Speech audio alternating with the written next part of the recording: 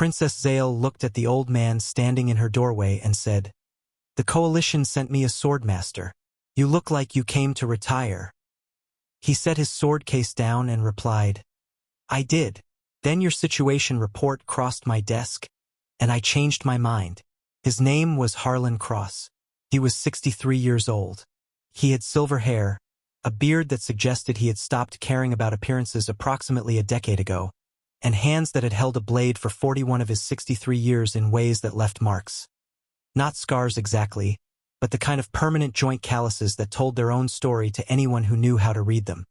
He had retired 14 months ago, officially, with a ceremony and a presentation and a speech that he had mostly tuned out while thinking about the fishing cabin he'd rented in northern Canada. He had been to the cabin exactly twice before the Coalition's intelligence office sent him a priority dispatch that he absolutely should not have been able to receive because retired personnel did not remain on the classified distribution network, which meant someone had kept him on it deliberately, which meant someone had known this moment was coming. He did not find this comforting. The situation was this. Princess Zale of the Valnari was the second heir to a royal line that controlled navigation rights through the KTH Passage, the most strategically significant transit corridor in the outer sectors. Someone wanted those rights transferred. Someone was willing to move against the Valnari royal house to get them. And Princess Zale, who had requested coalition protection assets, had been sent Harlan Cross, one retired human swordmaster, no backup, no support team, traveling light. The princess was not initially impressed. She met him in the receiving hall of her temporary residence, a coalition diplomatic station that had been chosen for its defensibility and was failing to live up to its reputation, and looked him over with the particular assessment of someone who had been trained since birth to evaluate martial capability.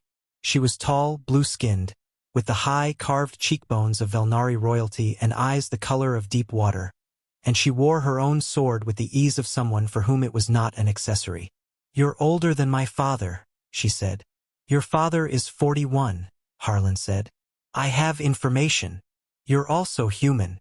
"Correct. Valnari blade tradition does not use human forms." "Also correct." He set his case on the table and opened it. Inside, laid in fitted foam, was a broadsword that was not ornate, not ceremonial, and showed 41 years of use in every inch of its surface. A working blade, maintained rather than preserved. "I'm not going to teach you Valnari tradition, princess. I'm going to teach you how to survive the next 3 days." She looked at the sword, then looked at him.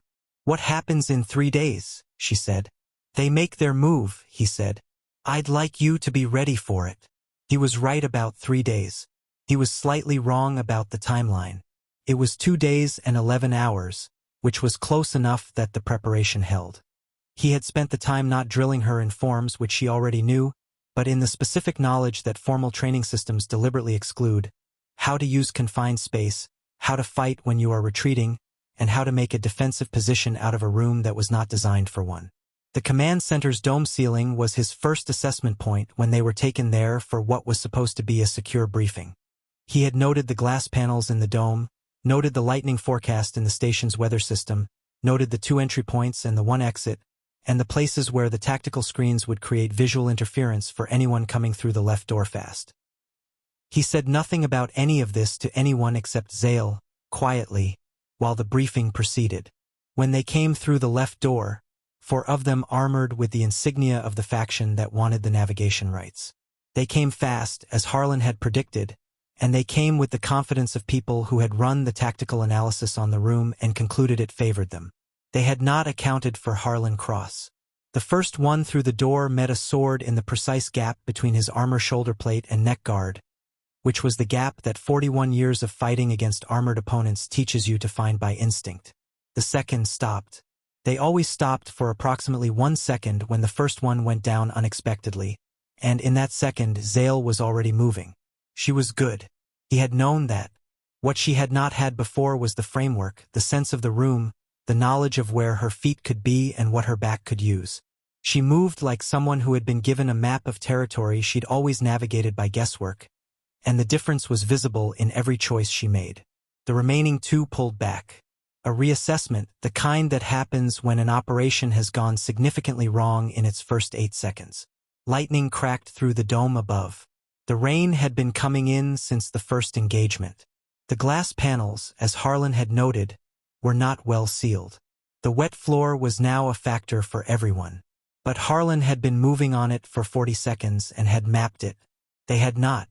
When it was over, Zale stood in the center of the ruined command center with her sword at rest and looked at Harlan, who was breathing more heavily than he would have liked, but standing, which was the standard he held himself to. "You knew," she said, "before they came in. You knew this room." "I always know the room," he said. She was quiet for a moment. "They sent me a 63-year-old human who came out of retirement," she said. "And this is what that looks like. This is what 41 years looks like," he said. "The age is just what comes with it."